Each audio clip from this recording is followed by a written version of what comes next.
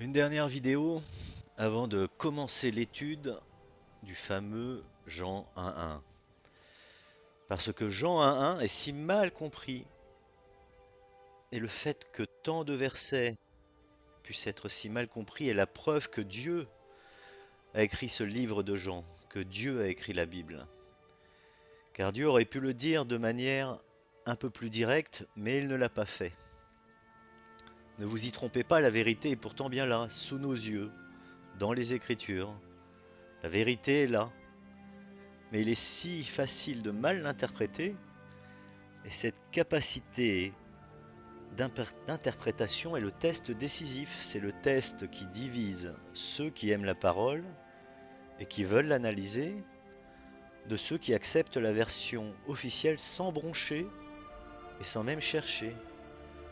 Et ce n'est même pas de leur faute, car c'est l'Esprit de Dieu qui nous pousse à chercher la vérité. Mais force est de reconnaître que les chrétiens acceptent simplement l'interprétation qu'on leur a donnée de la parole de Dieu.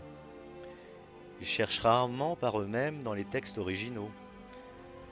La chrétienté, c'est un peu comme une théologie fast-food. Les chrétiens vont dans leur église et ils disent « Dites-moi ce que nous sommes censés croire ». Et on leur dit « Il faut croire en la Trinité, croire au libre arbitre, croire au tourment éternel de l'enfer ». Encore que de nos jours, plus du tout. Et dans le meilleur des cas, on leur cite les fameux versets et eux disent simplement d'accord.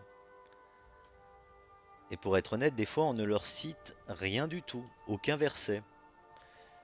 Mais quand ils connaissent ces fameux versets, c'est encore pire.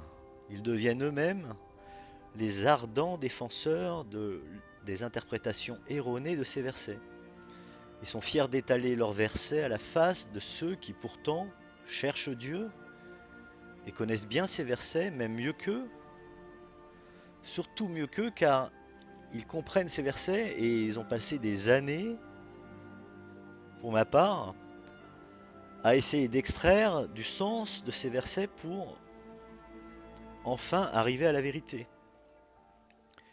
Et donc ces chrétiens, au lieu d'examiner ces versets, au lieu d'être de nobles chercheurs comme les Béréens l'étaient, ils acceptent ces versets tels quels, parce que ces versets leur chatouillent l'oreille.